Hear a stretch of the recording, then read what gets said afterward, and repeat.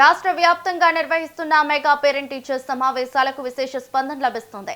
నెల్లూరులోని మూలపేట పాఠశాలలో జరిగిన కార్యక్రమంలో రాష్ట్ర పురపాలక శాఖ మంత్రి పొంగూరు నారాయణ పాల్గొన్నారు. విద్యార్థులు మంత్రి పొంగూరు నారాయణకు ఆత్మీయ స్వాగతం పలికారు. కార్యక్రమంలో మంత్రి పొంగూరు నారాయణతో పాటు అధికారులు, స్థానిక ప్రజా ప్రతినిధులు పాల్గొని విద్యా అభివృద్ధి, తల్లిదండ్రుల భాగస్వామ్యంపై విద్యార్థులతో, ఉపాధ్యాయులతో చర్చించారు. బాలల ఆసక్తికి అనుగుణంగా విద్యా బోధన సాగించి ప్రోత్సహించాలని మంత్రి అభిప్రాయపడ్డారు. టీచర్లకు కావచ్చు, నేను చెప్పేది ఏంటంటే మేము ఇన్ఫ్రాస్ట్రక్చర్ ఇవ్వగలం. మంత్రిగా కానీ లేదా P4 ప్రోగ్రాంలో దాతర్ సుధాకర్ రెడ్డి లాంటి వాళ్ళు కానీ బిల్డింగ్ కావచ్చు, బిల్డింగ్ లోపల కావాల్సిన ఫర్నిచర్ కావచ్చు, కంప్యూటర్ రూములు కావచ్చు, మ్యూజిక్ రూమ్ కావచ్చు, లేదా రోబోటిక్ కావచ్చు, ఇవన్నీ ఇవ్వగలరు. కానీ పిల్లలకి చదువు వచ్చేదిగా చేయాల్సింది టీచర్లు. అది టీచర్ల బాధ్యత. నేను అందరు టీచర్లు రిక్వెస్ట్ చేస్తున్నాను.